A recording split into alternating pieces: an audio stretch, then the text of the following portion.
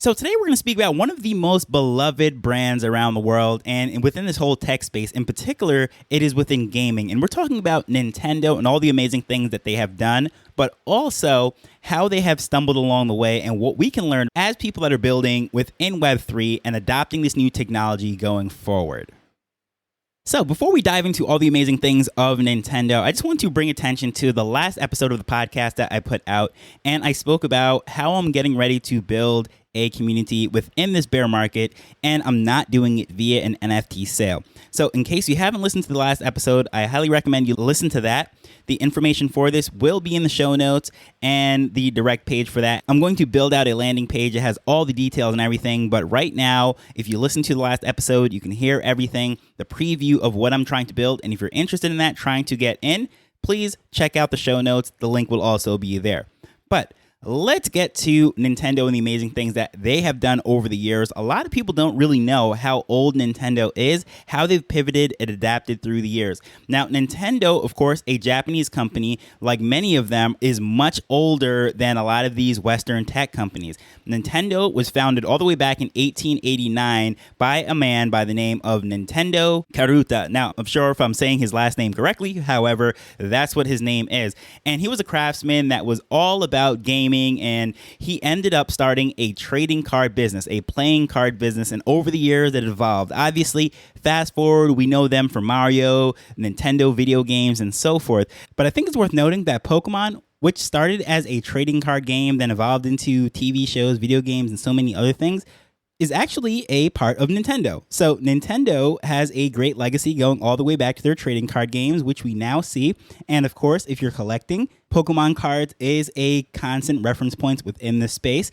But let's just start at when they got into the electronic video game market and how they got into it. A lot of people don't know that in Japan, when that originally launched, it was not the Nintendo Entertainment System. In fact, it was called the Famicom, because it was originally marketed as the family computer, because this was during the time when, of course, PCs and everyone was coming on board and things were getting very interesting, and having a family computer that was not a huge server in the room that required a whole bunch of technicals and you could do fun things with it, well, that was how this thing launched.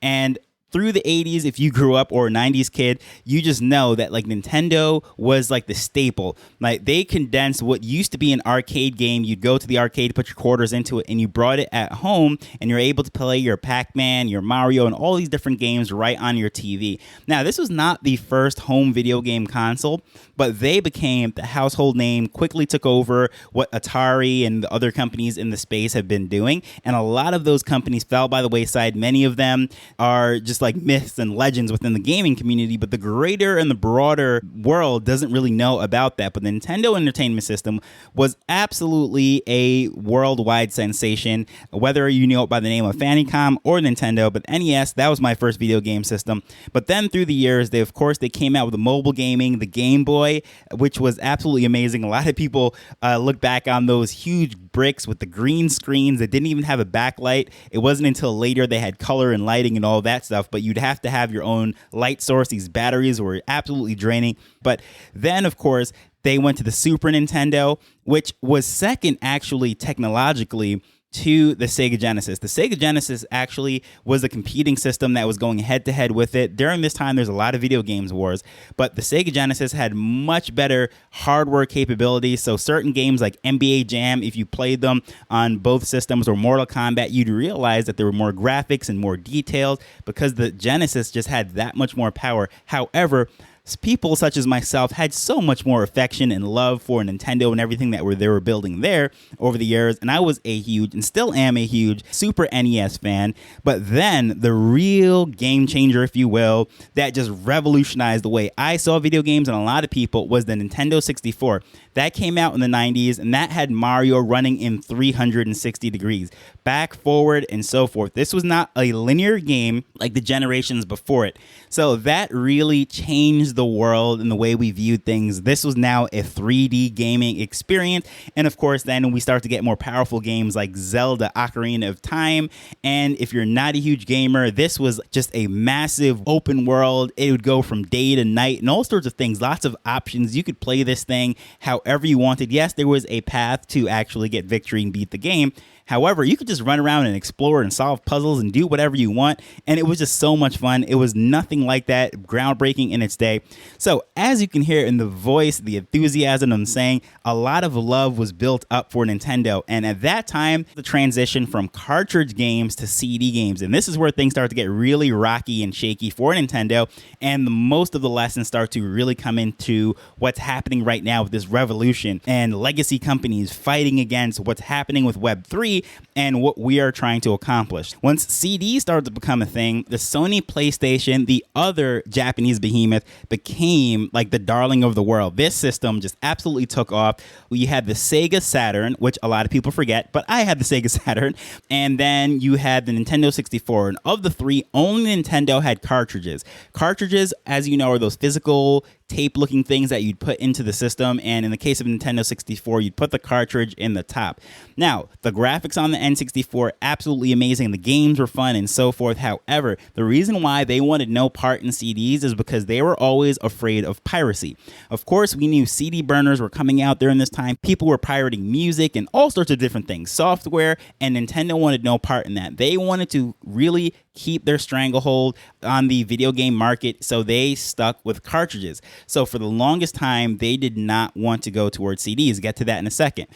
So as you can see, a legacy player that built up all this love, all this money, all this affection, huge market share, was very reluctant towards change. Why? Because that change ate into their profit margin, their old way of doing things, and so forth. So rather than going to where the industry was going, they made things much more difficult for themselves, more expensive for themselves by creating and using these cartridges, but also limiting their own capabilities because these CDs could hold so much more information than a cartridge could. Not to mention, once you got into the world of, say, Final Fantasy, which was this massive RPG game that came on multiple discs, it didn't cost more money for them to ship 3 or 4 CDs around as opposed to having a game on 3 or 4 cartridges, which never happened. That just didn't happen. Everything had to fit on one cartridge. So there was really no limit to where the CDs could go because it didn't cost that much more to add an extra CD, which cost pennies or less than pennies to put the information, burn them off, and you'd have them in the same case, just 2 sides or 3 sides even. Some of these games went up to multiple massive amounts of discs. So that was just where the industry was going. Massive games on these discs. But Nintendo fought that tooth and nail.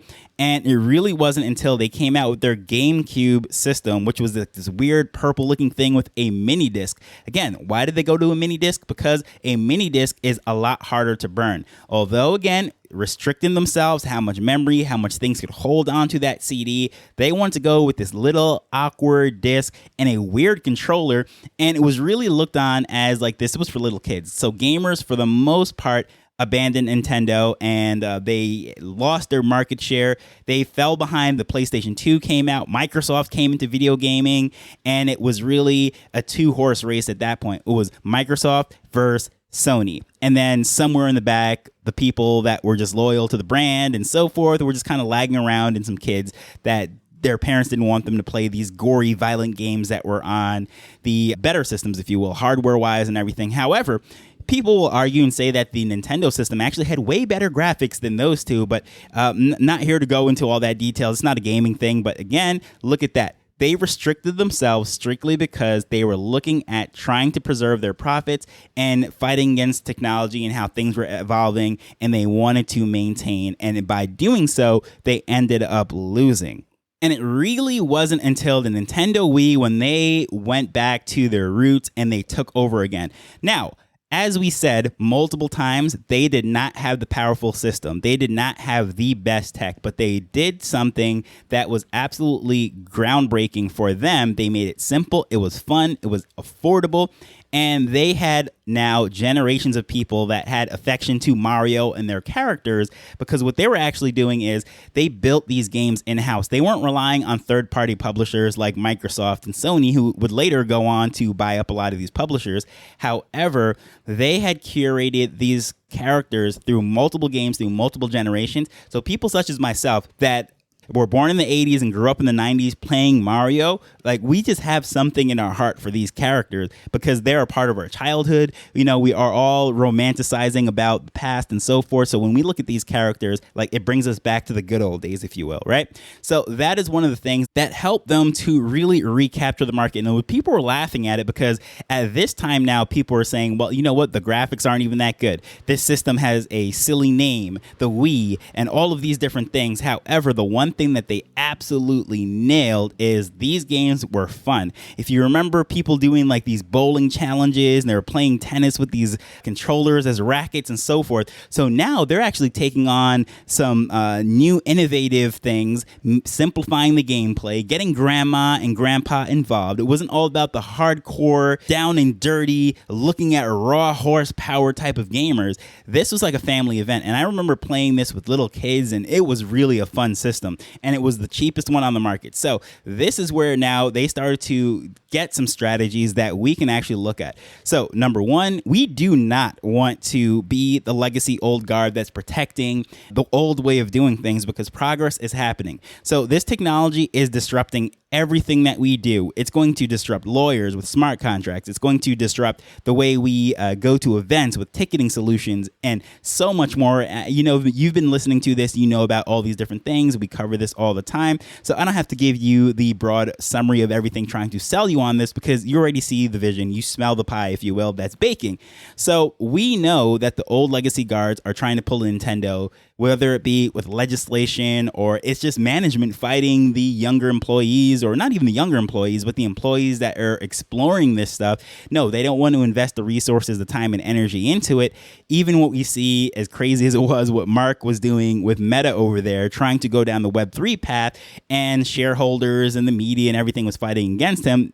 Granted, most businesses aren't dumping billions into something, but you know, whatever it might be, that investment, they're fighting. We don't want to be that group, right? But then also, the positive thing is curating these characters, these IPs in-house, right? We're not relying on third-party licensing everything out and relying that they do the product or the character correct. No, they did that, curated it, built it in-house, and also this was also more profitable for them. So even if they sell fewer in volume, because they're doing this in-house, it is going to be more profitable in splitting revenues with 10, 15, 20 different parties. So very interesting there. So they have the brands, they have that connection, they knew exactly who they're going after. So when they came back to prominence and they launched the Wii, here's where things really kicked into high gear. It was fun, it was affordable, and it had broad mass appeal.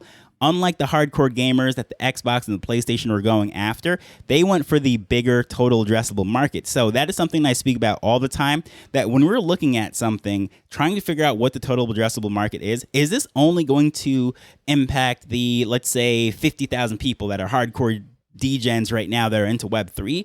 Or is this something that can totally impact every single person around the world? We're talking a 50,000 people at best as the hardcore degens. Or are we talking about the other 7 billion people that are in the world that could be impacted by something? So total addressable market is very important to which business, which niche that you're going into, which market that you're going to serve, and so forth. But again, there's different paths. There's different ways to look about it, but it is a lot easier to get 0.0000001% of a massive market than it is to get 50% or 80% of a tiny market, because if another player comes in, there's this competition to eat down the pie and so forth. But let's just say, for example, advertising. If you are in advertising or just broad marketing, that is such a huge thing because every company needs advertising and marketing.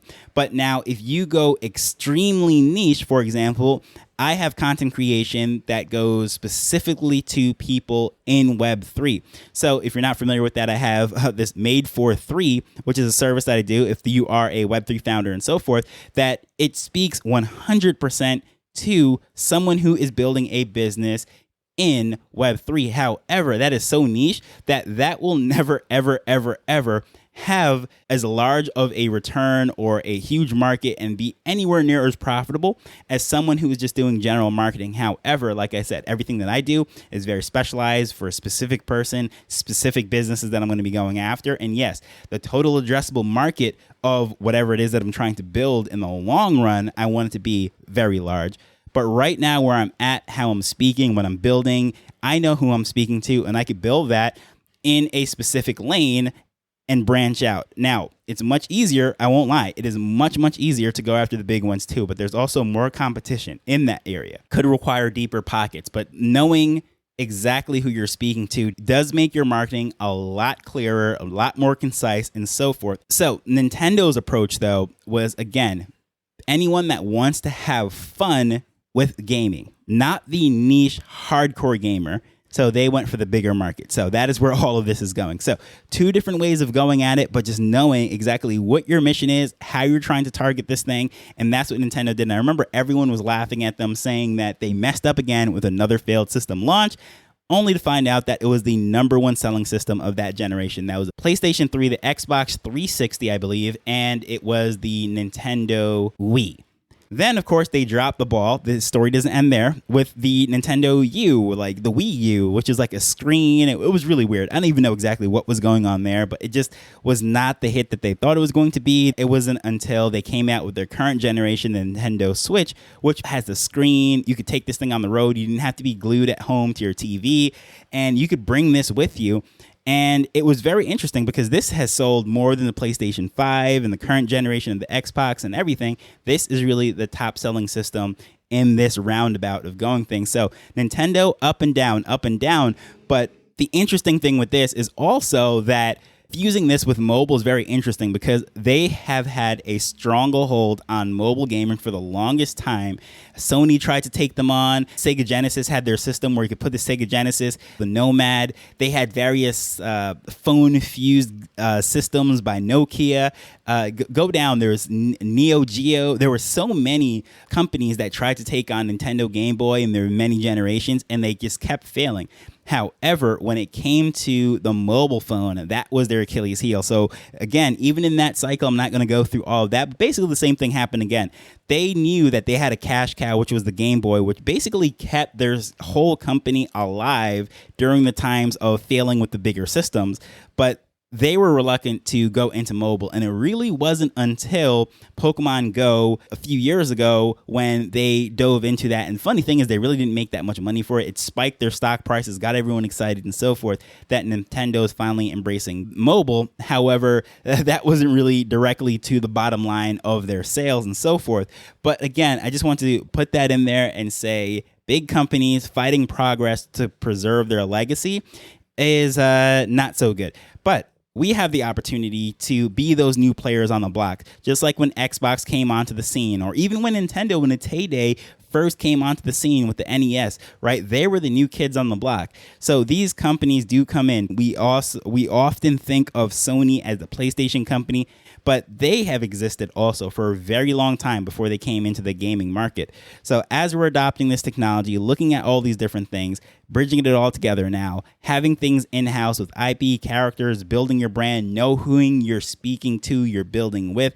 Is it a total addressable market, just going broad appeal, mass market, taking a percentage of that? Or are you going extremely niche? All of these things have been seen with what's going on in Nintendo. And as they learn through the years, I think we can take away some valuable lessons from it. And if this is interesting to you, you are exactly the type of person that I would love to get in contact with, get into this community that I'll be building as I am playing this out. So anyone that's listening to this that's interested, look at the information. It is in the show notes. Absolutely early as to the progress of this thing. And over the next few days, I'm going to roll out more of the details. But if you're interested in that, please feel free to let me know. Check out that link. But as usual, I just want to thank you for taking time to listen to this as we're learning and building Web3 together. So until next time, later. The Nifty Business Arrow is not investment advice. It provides insights and information within the space. As with anything, please do your own research before making a decision whether you're making an investment or a purchase.